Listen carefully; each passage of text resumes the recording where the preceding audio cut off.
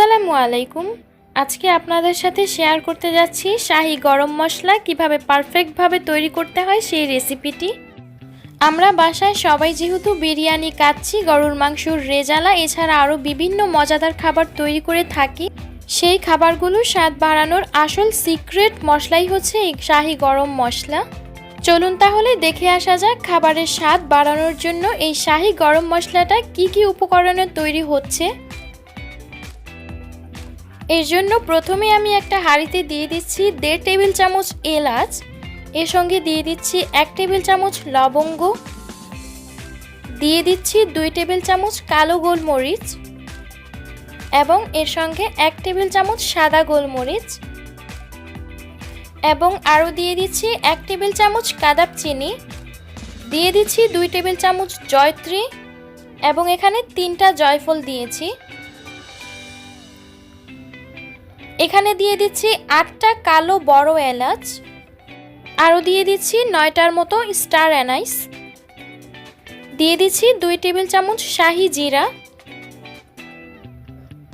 এবং এর সঙ্গে দিয়ে দিচ্ছি 2 টেবিল চামচ পোস্ত। এখানে দিয়ে দিচ্ছি 2 টেবিল চামচ রাঁধুনি আর 3 টেবিল চামচ দিয়ে দিচ্ছি মৌরি, 2 টেবিল চামচ লাগবে মেথি এবং আরও দিয়ে দিচ্ছি 1 টেবিল চামচ সাদা সরিষা। এখানে দিয়ে দিচ্ছি আমি 5টার মতো দারচিনি এবং 12টার মতো দিচ্ছি তেজপাতা, শুকনা মরিচ দিয়ে দিচ্ছি 12টার মতো। এবারে সমস্ত মশলাগুলো একসঙ্গে একটু মিশিয়ে নিচ্ছি আর এর মধ্যে থেকে শক্ত যে মশলাগুলো ছিল ওইগুলো আমি হাত দিয়ে ভেঙে নিয়েছি। এখন চুলাটা অন করে এই মশলাগুলোকে আমি টেলে নিব। অবশ্যই মশলাগুলো টেলে নেবেন, এতে করে ঘ্রাণটা খুব সুন্দর হয়। এখন একটা ব্লেন্ডার জারের মধ্যে আমি সবগুলো মশলা দিয়ে এখন এটাকে ব্লেন্ডার করে নিব।